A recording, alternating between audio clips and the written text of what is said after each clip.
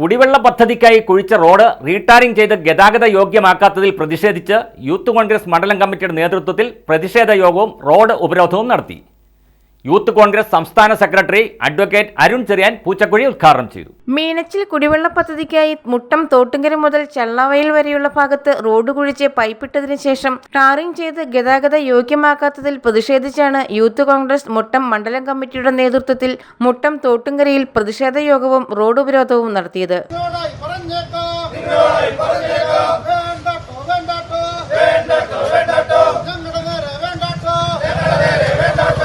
Youth Congress മണ്ഡലം president Jobis Jose അധ്യക്ഷത വഹിച്ച യോഗം യൂത്ത് കോൺഗ്രസ് സംസ്ഥാന സെക്രട്ടറി അഡ്വക്കേറ്റ് അരുൺ ചെറിയൻ പൂച്ചക്കുഴി ഉദ്ഘാടനം ചെയ്തു. അപ്പൊ നമ്മുടെയൊക്കെ ഒരു സ്വപ്ന പദ്ധതിയാണ് വിശാലമായ തടാകം.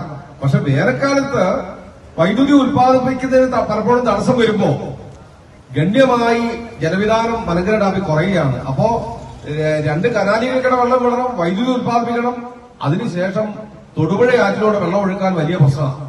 കോൺഗ്രസ് നേതാവായ NK ബിജു, യൂത്ത് കോൺഗ്രസ് മണ്ഡലം വൈസ് പ്രസിഡന്റ് എബി തറയിൽ എന്നിവർ പ്രസംഗിച്ചു.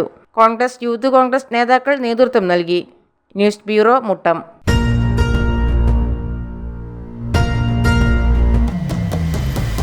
വരമാംഗല്യം Chandramukhi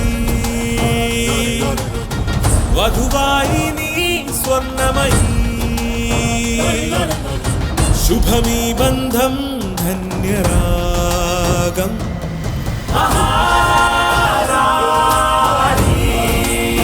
Maharani Wedding Collections, the classic bridal world.